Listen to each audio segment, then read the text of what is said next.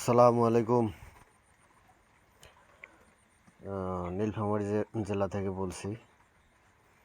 আমাদের নীলফামারী জেলায় অলরেডি ভারী বর্ষণ চলতেছে।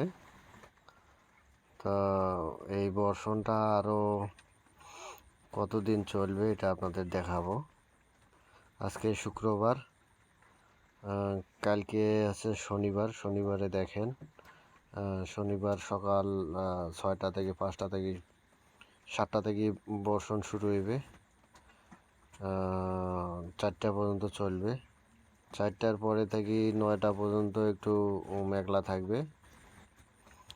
তারপরে আছে যে রবিবারে দেখেন, রবিবারে সারাদিন বর্ষণ, প্রায় 2টা পর্যন্ত।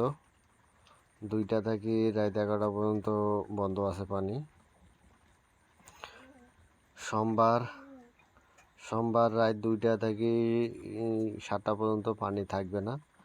আবার 8টা থেকে শুরু হইবে।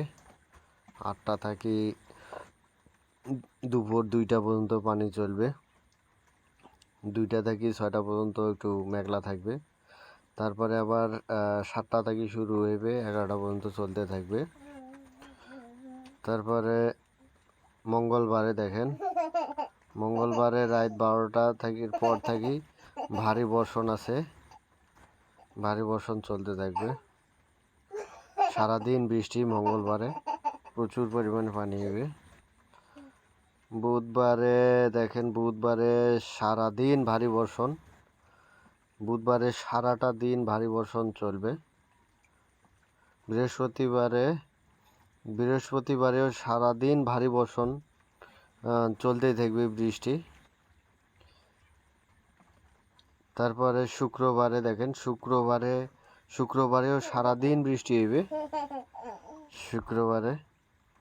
তারপরে শনিবারে দেখেন সারাদিন টিপটাপ বৃষ্টি হইতে থাকবে। তারপরে আছে যে পরের রবিবারেও দেখেন সারাদিন বৃষ্টি। তা এই হচ্ছে যে আবহাওয়ার আপডেট। এটা এই জন্যই দিলাম যে এবার রেকর্ড সংখ্যক বৃষ্টি হইবে। আপনারা সবাই সচেতন থাকবেন, কারণ এই অনাবৃষ্টিটা অনেক ক্ষতি করবে মানুষের। এবার বন্যা, আমাদের নীলফামারী জেলায়ও বন্যা হইতে পারে। তো এটা হচ্ছে যে আবহাওয়া বা ওয়েদার আপডেট বা ওয়েদার যে পূর্বাভাস।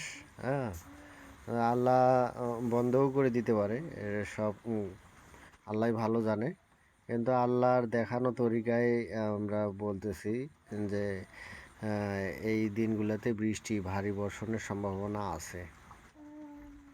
তো সবাই সচেতন থাকবেন, সাবধান থাকবেন। হ্যাঁ।